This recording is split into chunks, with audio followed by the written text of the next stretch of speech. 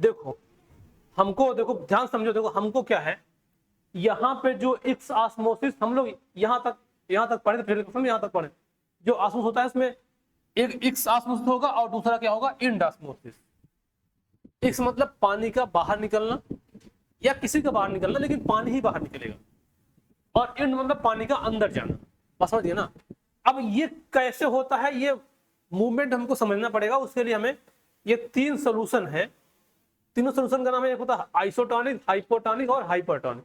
तो हम लोग पहले जो एक्सप्लेन कर रहे हैं वो कर रहे हैं कि क्या बोलते हैं, हाइपरटोनिक सोल्यूशन को, कि हाइपरटोनिक सोल्यूशन क्या होता है, बस समझे।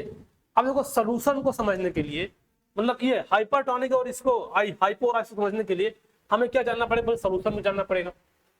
अब देखो सोल्यूशन को देखा तो सोल्यूशन सॉल्यूट से और सॉल्वेंट से मिलके बना होता है, सॉल्यूट और सॉल्वेंट से मिलकर बना होता है, नहीं ये सॉल्यूट और सॉल्वेंट से मिलकर बना होता है, बस समझ गए ना। अब देखो सॉल्यूट क्या होगा, शुगर, और वाटर क्या होगा, सॉल्वेंट। अब हमको पहले ये बात तो समझना पड़ेगा, कंसंट्रेशन अगर ज्यादा होगा किसका, सोल्यूशन का, तो उसका मतलब क्या होता है। अगर हम कहें सोल्यूशन का कंसंट्रेशन ज्यादा है तो उसका मतलब ये होगा कि उसमें क्या ज्यादा होगा, सॉल्यूट। अरे ऐसे समझो ना, देखो हम कह रहे हैं कि शरबत ज्यादा गाढ़ा है तो क्या ज्यादा होगा, हा? चीनी ज्यादा होगा ना, तो चीनी क्या है, सॉल्यूट है। अगर गाढ़ा मतलब कंसंट्रेट सोल्यूशन, तो अगर ज्यादा कंसंट्रेट बनाना तो क्या ज्यादा करना पड़ेगा, सॉल्यूट, कम क्या रहेगा, सॉल्वेंट। बात तो समझ गए।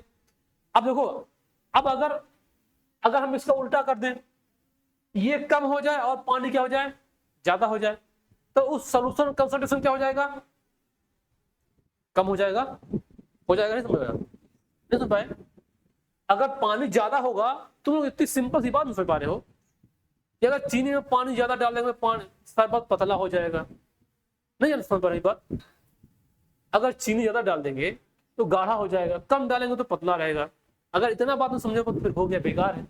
वही बात, इस सबको मुंह देख रहे सकल, समझ रहा है ना। अब देखो, अब इधर देखो, अब इसका उल्टा करेंगे, अब वो करेंगे। अब हमको इसी बेस पे ये समझना कि हाइपर और हाइपो और आइसो क्या होता है। तो हाइपर में क्या है, अब पहला क्या केस क्या था, हाइपर वाला। अब देखो हाइपर में क्या था कि अब बता दें कि जब हो क्या होगा, कंपेरिजन किया जाएगा दो सोल्यूशन को। तो हम दो सोल्यूशन ले लिए, देखो एक बीकर ले लिए, एक सोल्यूशन इसके बाहर है जो रेड कलर का है, एक सेल डाल दी इसके अंदर, इस सेल के अंदर सोल्यूशन है। अब बताओ सेल के अंदर का जो कंसंट्रेशन है सॉल्यूट का वो है कम, किसका कंसंट्रेशन कम है, सोल्यूशन का, सॉरी इसके अंदर के सोल्यूशन कंसंट्रेशन क्या है, कम है। तो इसका मतलब पानी ज्यादा कम होगा, पानी ज्यादा होगा। अगर कंसंट्रेशन इसका क्या है, इसका कम है, तो पानी क्या होगा, ज्यादा होगा, होगा नहीं होगा, समझ गए बात। और इसका कंसंट्रेशन क्या है, सोल्यूशन का ज्यादा है, तो पानी क्या होगा, इसमें कम होगा। तो अगर कोई ऐसा मीडियम मिलता है जिसके बाहर, सेल के बाहर का कंसंट्रेशन ज्यादा और अंदर का कंसंट्रेशन कम, बस समझे। अब ये हमको देखना है सोल्यूशन का कंसंट्रेशन, लेकिन मूवमेंट किसका होता है, वाटर का। अब वाटर उसी तरह मूव करता है, जिधर पानी ज्यादा होगा उधर से कम की ओर मूव करेगा। तो ज्यादा पानी कहाँ है, इसमें, तो इससे पानी कहाँ आ जाएगा, बाहर। तो जब पानी बाहर आएगा तो क्या बोलेंगे, एक्स ऑस्मोसिस, समझ गए। तो ये वाला केस क्या हो गया, हाइपरटोनिक सोल्यूशन। जैसे एग्जांपल बता दे रहा तुमको, अगर अंगूर को ले जाओ पानी में डाल दो उस नमक के घोल में, तो क्या कर जाएगा, श्रिंक कर जाएगा, क्योंकि उसके अंदर का पानी कहाँ निकल गया है, बाहर, है ना। समुद्र में नहाओ बहुत देर तक हमारी स्किन का पानी बाहर निकल जाएगा, कपड़े धो लो डिटर्जेंट से सिकुड़ सा जाता है। तो ये सब किसका एग्जांपल है, एक्स ऑस्मोसिस, है ना। अब दूसरा केस देखो क्या होगा, अब दूसरा केस क्या आएगा, हाइपोटोनिक सॉल्यूशन। अब इसमें भी दो सॉल्यूशन को कंपेयर किया जाएगा। देखो दो सॉल्यूशन कंपेयर करते हैं, यही वही केस रहेगा। एक बीकर लो, इस बीकर में एक सॉल्यूशन डालो, पहले इसमें एक सेल बनाओ, और इस बीकर में एक सॉल्यूशन पहले बाहर भर दो, ये जो भरा जा रहा है,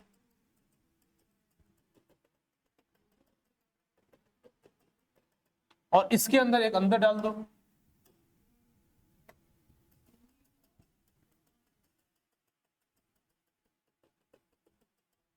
अब देखो ये क्या है, ये सेल है, इसके अंदर सॉल्यूशन का कंसंट्रेशन,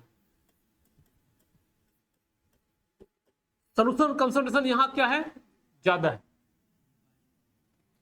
अगर यहां पे ज्यादा है तो यहां वाटर क्या होगा, कम होगा। और यहां का जो बाहर का यहां का सॉल्यूशन का कंसंट्रेशन है, सॉल्यूशन कंसंट्रेशन यहां क्या है, कम है, तो यहां वाटर क्या होगा, ज्यादा होगा। हा? 2 गिलास ले लो, सुनो ध्यान से, 2 गिलास ले लो, उसमें दोनों को शरबत बनाओ तुम, एक में तुम चीनी ज्यादा डालो, एक में चीनी कम डालो, तुम देख के जान पाओ किसमें ज्यादा है, बताओ, नहीं जान पाओगे तुम देख के, हाँ जान जाओगे ना। तो वही तो कह रहे हैं, तो जैसे तुम देखोगे ना कि किसमें गाढ़ा है, तुमको गाढ़ा में और पतला में बात समझ आई नहीं, देख जान पाओगे, नहीं जान पाओगे। हाँ जैसे पहले सुनो ध्यान से, पहले तुम इतना बताओ, पहले मेरी बात बताओ, तुमको 2 गिलास दे रहे हैं, बाहर ज्यादा है कि अंदर, देख इसमें जान पाओगे नहीं जान पाओगे, इसमें चीजें जान जाओगे। अब ये सेल होता है, ये सेल तो ऐसे तुमको आंखों से दिखाई नहीं देगा, गिलास है ये, इसको माइक्रोस्कोप से देखना पड़ेगा, और जब माइक्रोस्कोप से देखोगे तो चीज दिखेगा, तो जानना तो देख के ही पड़ेगा, बस समझिए ना।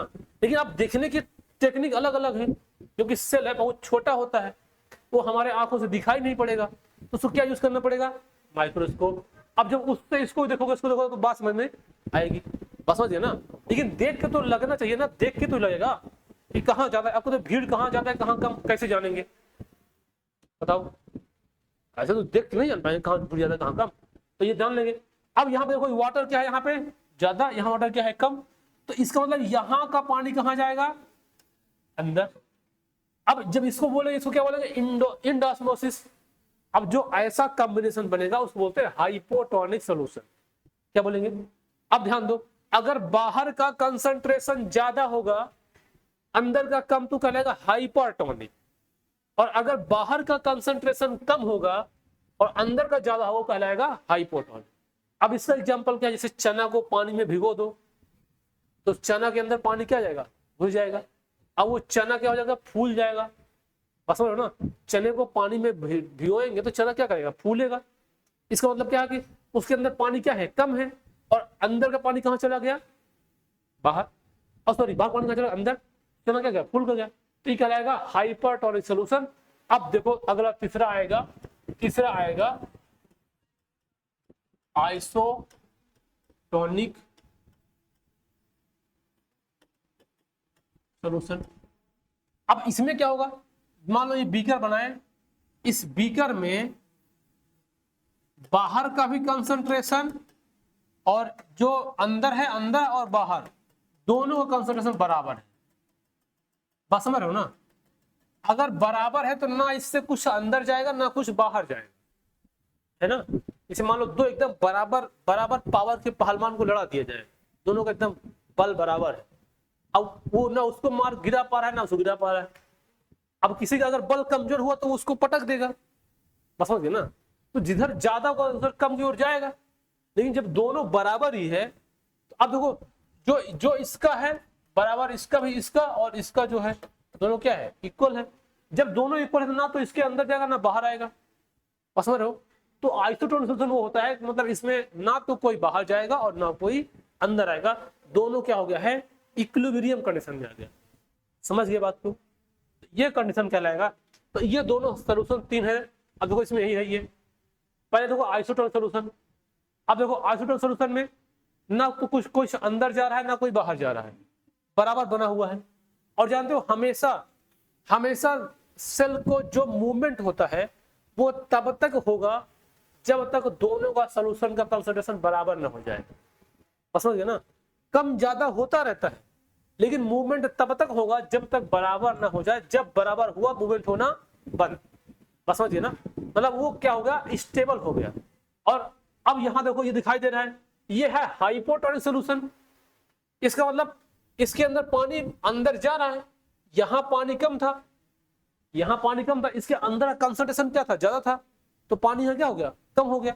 तो देखो दिखाई दे रहा है ना कि पानी से कहां अंदर जा रहा है, ये पानी कहां जा रहा है, अंदर जा रहा है। और ये हाइपरटोनिक है, देखो इसका पानी कहां जा रहा है, बाहर जा, देखो ये पिचक गया, ये श्रिंक करके ये देखो फूल, हाँ हाँ नॉर्मल ऐसा होगी कि हमारे बॉडी में सेल को नॉर्मल करने के लिए एक प्रोसेस होता है, उसको बोलते हैं ऑस्मो रेगुलेशन, समझिए ना। जब बाहर निकाल लेंगे तो हमारी बॉडी अपने आप उसको नॉर्मल करेगी। अगर वहां पानी सेल में कहीं पानी कम गया है तो धीरे धीरे उसमें पानी डाल के कहीं से जहां से उसको मिलेगा, ब्लड से पानी उठाएगा, या फिर बोलेगा पानी पी लो थोड़ा और, प्यास लगेगी तो पानी पियोगे, वहां से पानी एब्जॉर्ब होगा और सेल में जाकर डाल देंगे, बस समझ गए ना। तो हमारे बॉडी को मेंटेन करने का हमारे बॉडी के अंदर सब कुछ सिस्टम बनाया हुआ है। अब तुम जानबूझ के अगर कुल्हाड़ी से काट लोगे हाथ तो ब्लड निकलेगा, अब फिर वो क्या करेगा, वो बेचारा अपना प्रोसेस करेगा कि यार ब्लड बंद हो जाए, लेकिन इतना ज्यादा काटो ब्लड बंद ही नहीं होगा, फिर ट्रीटमेंट देना पड़ता है, बस हो गया ना। अगर तुम लोग देखते हो मान लो कहीं थोड़ा सा छिल जाए, थोड़ा सा, कुछ ना करो, दवाई ववाई मत लगाओ तो वो ठीक हो जाएगा। अगर हल्का सा कहीं कट लग जाए तुम कुछ भी ना करो, वो अपने आप ठीक हो जाएगा, बस तुमको कोई बीमारी ना होनी चाहिए। हमारे अंदर इम्यून सिस्टम होता है, वो बीमारी ठीक कर देगा। बस जब बहुत ज्यादा हो जाता है तो उसके लिए फिर हमको पट्टी बांधना पड़ेगा, दवाई लेना पड़ेगा, बस समझ गए ना। तो इस तरह से ये भी होता है। तो ये तीनों मतलब समझ गए, समझ गए, कोई दिक्कत। अब देखो क्वेश्चन अक्सर आता है बोर्ड में कि डिफ्यूजन और ऑस्मोसिस में क्या डिफरेंस है। तो ध्यान देखो लो, पहले तो देखो movement of substance from the higher concentration to lower concentration when the two are in direct contact, मतलब इसमें कोई मेम्ब्रेन नहीं है, दोनों क्या है, डायरेक्ट कांटेक्ट, मतलब इसमें नो मेम्ब्रेन इन्वॉल्व। अब ये क्या होगा, वाटर मूवमेंट, देखो ये diffusion of water molecule across a semi permeable membrane, इसमें बीच में क्या है, एक सेमी परमिएबल मेम्ब्रेन आएगी, और जब मेम्ब्रेन आएगी तो ये मूव फ्रॉम डाइल्यूट सोल्यूशन, देखो ना डाइल्यूट सोल्यूशन, इसका मतलब पानी क्या होगा ज्यादा, तो dilute solution to less dilute solution, समझ पा रहे हो ना।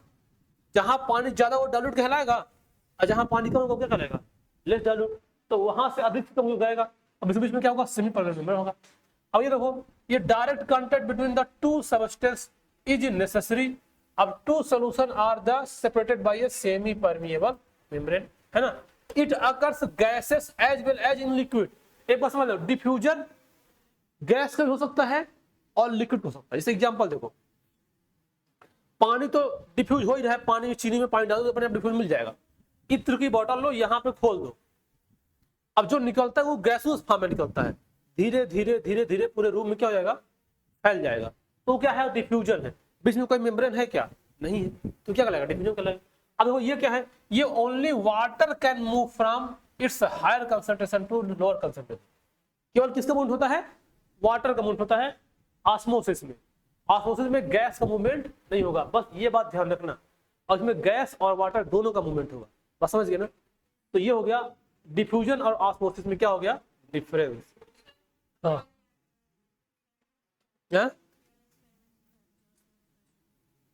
हाँ, ये एक एक्सपेरिमेंट है बुक में जो बना हुआ है, इसको बता दें मतलब क्या होता है। देखो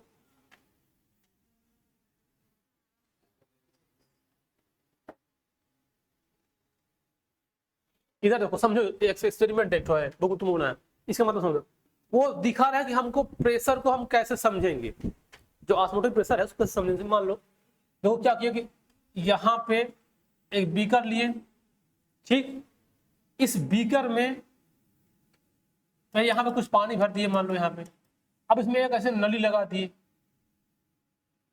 अब ये देखो, ये नली आएगी तो ये वाटर क्या करेगा, इसको एक कपड़े से कवर कर दिए, ऐसा कपड़ा जो कि सेमी पर मतलब उसमें प्रेशर लगा सके पीछे से। अब देखो अगर इसको कवर करेंगे और यहां तक पानी है, मान लो इसमें पानी भरा हुआ है, तो ये क्या करेगा, ये इसमें प्रेशर लगाएगा नहीं लगाएगा, लगाएगा ना, ये इसमें क्या लगाएगा, प्रेशर लगाएगा।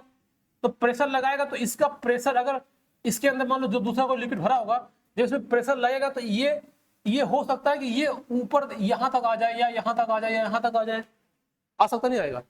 तो जितना अधिक ये प्रेशर लगेगा, ये पानी ये वाला जो सोल्यूशन है उतना ऊपर तक जाएगा। या यहाँ ऊपर से कोई दबा दो, जब यहाँ से ऊपर से दबाओगे तो बल ज्यादा लगाना पड़ेगा। बस समझ ना कि जितना अधिक प्रेशर ऊपर मारेगा उतना हमको बल लगाना पड़ेगा। तो ये इससे हम इसका प्रेशर को मेजरमेंट, अब इसमें पैरामीटर बना दो कि ये इतना एमएमएचडी, यहाँ 2, यहाँ 3, यहाँ 4, यहाँ 5। अब ये मान लो खींच के यहाँ तक आ गया तो हम ये मान लेंगे 5 mmHg का प्रेशर इसमें लग रहा है। मान लो यहाँ तक आता तो 4 होता। तो ये जितना अधिक प्रेशर लगाएगा ये उतना ऊपर जाएगा। तो वो इंडिकेट समझने की बात है कि प्रेशर कितना ज्यादा हो सकता है, या इसको हम लोग मेजरमेंट कर सकते हैं। बस समझ गए ना, ये बात है। अब देखो आगे, अब एक आता है टर्जिडिटी एंड फ्लैसिडिटी। देखो इसका मतलब क्या होता है, थोड़ा सा समझ जाओ। टर्जिडिटी एंड फ्लैसिडिटी का मतलब क्या होता है। देखो जैसे ये ना, ये जो बना है ये एक सेल है, ये बना हुआ है, ये क्या है, एक सेल है।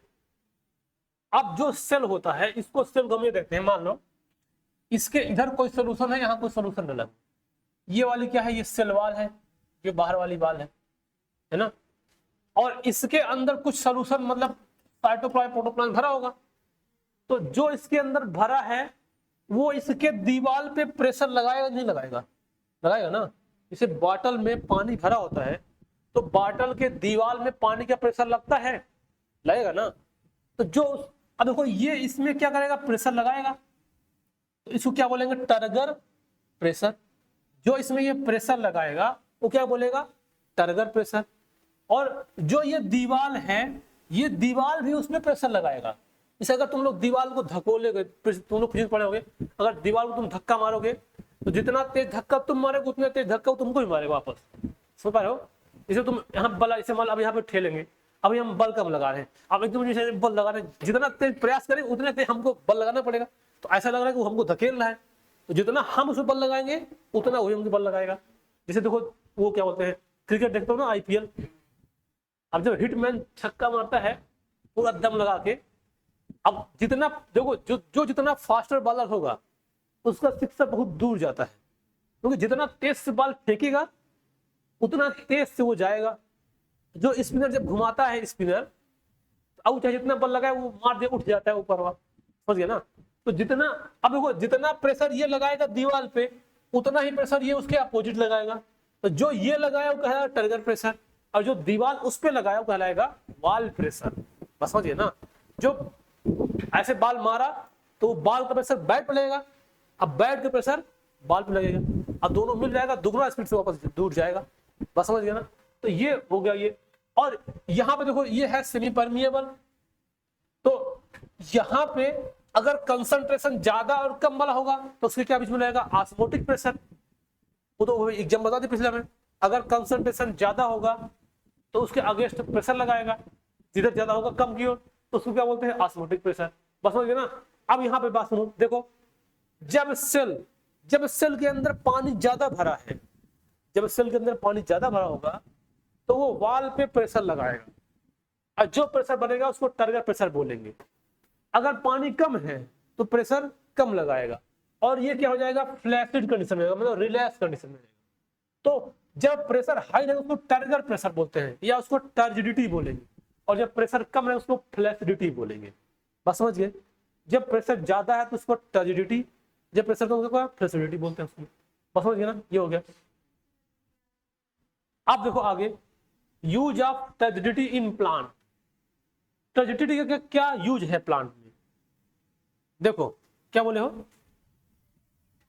अगली क्लास नहीं, बस इसको पढ़ने के बाद अगली क्लास पढ़ेंगे, ये तीनों पढ़ लेंगे, ये वाला अगली क्लास पढ़ेंगे।